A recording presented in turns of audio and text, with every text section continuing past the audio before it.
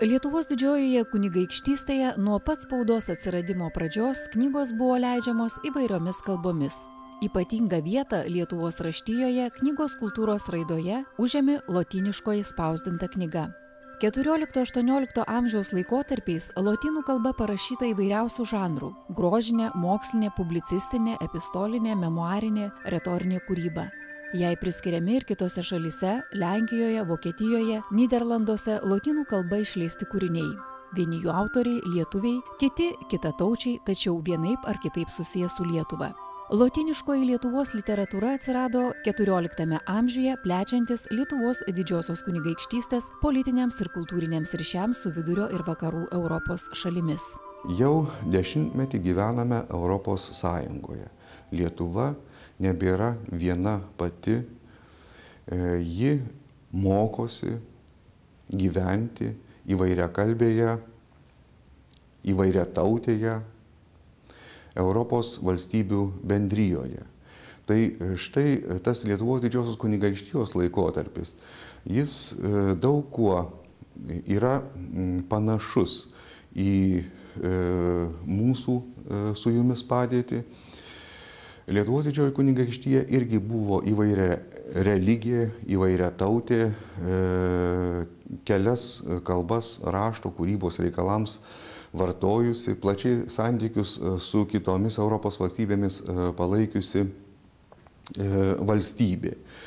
Tada per keletą šimtmečių buvo surasti ir labai įdomiai surasti sugyvenimo tarp įvairių žmonių, įvairiomis prasmėmis, tarp įvairių valstybių, įvairiomis prasmėmis būdai. Jie buvo apmastyti, įvertinti ir įdomiai apibūdinti, pirmiausiai, lotyniškosios raštijos paminkluose. Lotyniškosios knygos plėtotę skatino Lietuvos krikštas, vėliau Renesanso epochos humanistinis judėjimas. XVI amžiaus Lietuvos didžiojoje kunigaikštystėje pasiekęs kulminaciją. Yra išlikę lotynų kalba rašytų didžiųjų Lietuvos kunigaikščių Mindaugo, Gedimino, Vytauto, Žygimanto Augusto laiškų ir dokumentų. Tai yra iki šiol ganėtinai mažai įsisavinta mūsų visuomenės, mūsų senosios kultūros dalis. Kalbėdami apie Lietuvos lotyniškąją raštiją mes galime skirti tris tos raštijos laikotarpius, o būtent atsiradimo, vėliau sutvirtėjimo ir savarankiškos raiškos. Pirmąjį laikotarpį mes galime apibrėžti epochą, kurios pradžioje regime karalių Mindaugą, o pabaigoje regime Lietuvos didįjį kunigaikštį Aleksandrą Jogailaitį. Su Aleksandru Jogailaičiu Lietuvoje prasidėjo labai svarbios kultūrinės inovacijos, kurioms įsitvirtinus Lietuvoje mes tapome savarankiški, originalūs tos lotyniškosios raštijos ir literatūros kūrėjai. Laikotarpis pažymėtas dviejų Žygimanto, o būtent Žygimanto Senojo ir Žygimanto Augusto valdymo metais. Tai, mano galva, yra lotyniškosios raštijos sutvirtėjimo laikotarpis.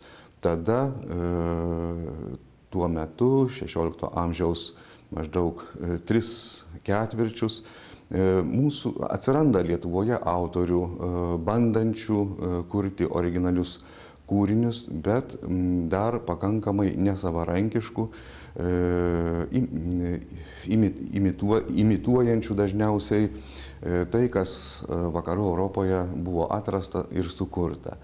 Na ir nuo Lenkijos karaliaus Lietuvos didžiojo kunigaikščio Stepono Batoro iki valstybės žlugimo XVIII amžiaus pabaigoje mes galime skirti jau lotyniškosios literatūros savarankiškos raidos laikotarpį. XV amžiaus pradžioje į lotynų kalbą išversta seniausioji Lietuvos didžiosios kunigaikštystės metraščio dalis. Lotynų kalba buvo rašomi oficialūs bažnyčios raštai ir liturginės knygos. Lietuvos didžiojoje kunigaikštystėje spausdintos knygos raidą galima pradėti nuo lotyniškojo inkunabulo. Pirmosios XV amžiuje spausdintos knygos vadinamos inkunabulais. Pirmoji LDK spausdintinė knyga ir siekia būtent tuos senuosius inkunabulų laikotarpius.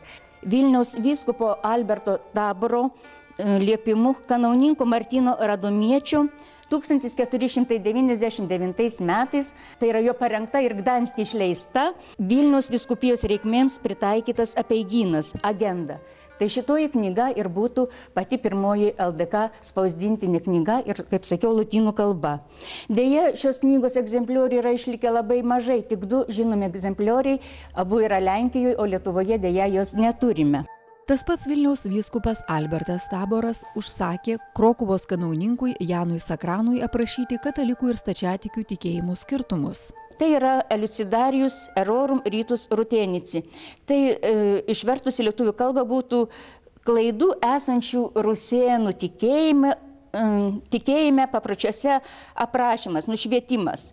Knyga yra įdomi tuo, kad turi puikų tokį įdomų, prasmingą antraštinį lapą. Ir jame pavaizduota, centre yra pavaizduota graviūroje popiežius, dešinėje jo pusėje katalikų kardinolas, o nuo popiežiaus nusigręžę yra rusėnų ar rusų dvasininkai. Tai yra simbolizuojantis tas piešinys, rodantis tą tikrą situaciją ir apie ką yra kalbama šioje knygoje. Lotynų kalbos poreikį sustiprino Lietuvos gyvenime XVI amžiuje paplitusi lietuvių kilmės iš romėnų istorija. Remdamiesi antikinės herojinės poemos tradicija, įvairūs autoriai aukštino Lietuvos praeitį, diegė Lietuvos lotyniškoje literatūroje krikščioniškojo humanizmo idėjas. Legenda apie lietuvišką kilmę iš romėnų bandė paversti Lietuvos istorinio ir valstybinio savarankiškumo argumentu. Dėl to neretai Lietuvos didžiojo kunigaikščio Vytauto asmenybė, kitų kunigaikščių veikla buvo idealizuojama. Antrajame XVI amžiaus dešimtmetyje įvyksta vakarų Europos literatūroje reikšmingos permainos. Lietuva pradedama išimtinai piešti palankiomis spalvomis. Ir tie dalykai yra fiksuojami kaip tik laikotarpiu po Oršos kautynių, kurias 1514 metais Lietuvos didysis etmonas Konstantinas Ostrogiškis su Lietuvos ir Lenkijos kariuomenė laimėjo prieš Maskvos valdovo siųstą didžiulę armiją. Apie tai vakarų Europoje buvo parašyta 14 reikšmingų lotyniškų kūrinių ir proza ir eilėmis. Na, o paskui 515 metais įvyksta reikšmingas Europos valdovų, pirmiausiai Habsburgų ir Jogailaičių susitikimas Vienoje. Būtent vokiečių, austrų autoriai ima liaupsinti ir pačią Gedibinaičių Jogailaičių dinastiją. Iš lotyniškosios knygos autorių, tai yra Lietuvos didžiojo kunigaikščio kanceliarijos raštininko Mykolo Lietuvio, arba jo tikroji pavardė yra Venslovas Mykolajaitis. Traktatas parašytas 1550 metais. Ir tame traktate Mykolas Lietuvis kalba, kad mums lietuviams rusų kalba yra svetima. Nes noriu pabrėžti, tada rusėnų kalba vyravo. Valstybinėje, turiu galvoje, valstybės lygių. O Venslovas Mykolajaitis ar Mykolas Lietuvis savo traktate iškėlė tą mintį viešai, kad šita kalba yra mums svetima. Mums lietuviams, kurie esame kilę iš italų, kurie turime itališko kraujo. Tai dar sykį patvirtina, kad lotynų kalba ir lietuvių kalbos esančios panašios ir iš tikrųjų būdavo renkami, tokie sudaromi žodinėliai, kur rodoma, kad tokie žodžiai yra panašus, sakykime, lotynų kalba žodis ignis, lietuviškai ugnis. Tai argi ne giminingos kalbos, argi ne giminingos sielos. Iš lotyniškosios senosios literatūros išsiskiria herojinis epas Radviliada, kurį apie 1584–92 metus lotyniškai parašė Radvanas. Lietuvos mokslo akademijos Vrublevskių bibliotekoje saugomas Lietuvoje vienintelis šio leidinio egzempliorius.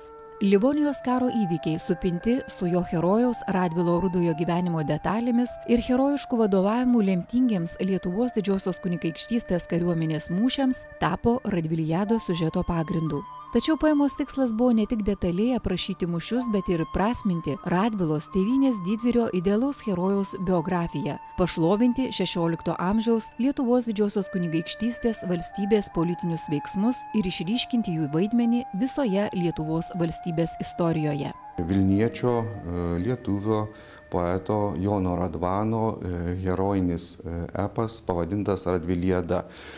Šita knyga pasirodė ne kur kitur, o Lietuvos sostinėje Vilniuje 1592 metais.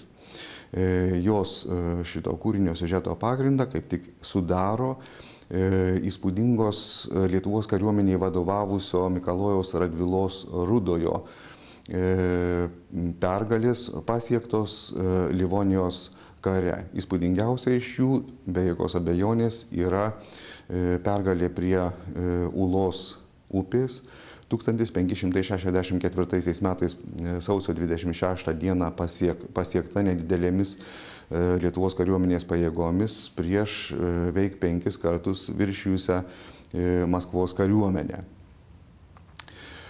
Šiaip Livonijos karas, jo siužetai yra virtę ir kitais reikšmingais kūriniais. Apie tikrai pagyvėjusią lotyniškosios knygos leidybą valstybėje galima kalbėti, kai 1575 metais Vilniaus jėzuitų kolegijai Mikalojus Kristupas Radvila Našlaitėlis padovanojo iš Brastos pargabentą paveldėtą tėvo Radvilos Rudojo spaustuvę.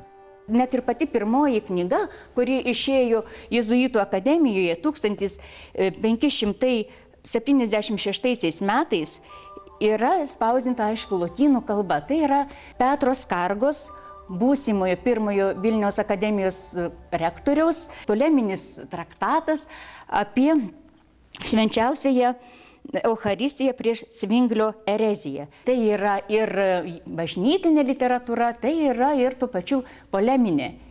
Beje, nepasakiau, kad lotyniškoji literatūra spausdintinė be galo įvairi. Tiek teminių principų, sakykime, turinių, tiek ir savo paskirtimi, kam jos skirtos.